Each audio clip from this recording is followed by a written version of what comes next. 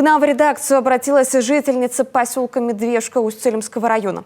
Женщина рассказала, что ее сын учится в Новоборской школе, так как своего образовательного учреждения в их поселке нет, живет ребенок в интернате.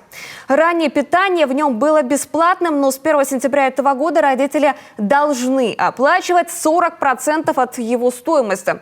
Уведомление об этом они получили еще в июне, однако с таким решением не согласны, считая, что это неправильно. Ведь они не виноваты в том, что в их поселке нет своей школы и дети вынуждены ездить в соседнее село. Ведь это по всему Усть-Илимскому району, а где-то у родителей 3 детей в интернате живут, проживают, а родители нигде не работают. Откуда им деньги-то брать? Надо же еще и детей одевать. А я, например, считаю, что если нам приходится отправлять детей своих учиться в интернат, и в интернате дети на полном государственном обслуживании, то мы не должны платить.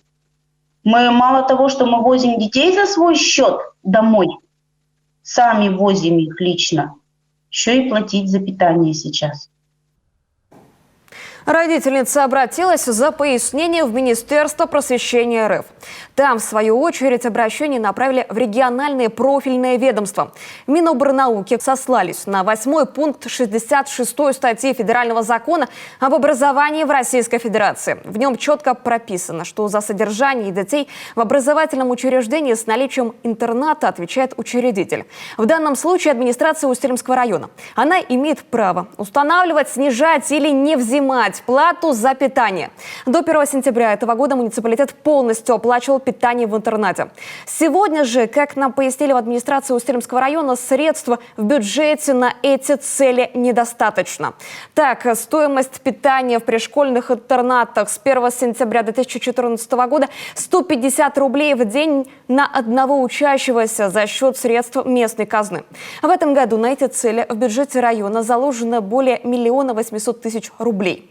Но из-за роста цен на продукты встал вопрос о повышении стоимости питания. В марте Совет Усть-Илимского района утвердил новую норму и расчет стоимости питания в размере 250 рублей в день. А также установил, что только 60% расходов на себя берет муниципалитет. Остальные 40%, а это 100 рублей в день, ложатся на плечи родителей. При этом плата за питание с обучающихся начальных классов из семей, имеющих статус малоимущих, не взимается. Для учеников с 5 по 11 классы с таким же статусом питание составляет 56 рублей в день.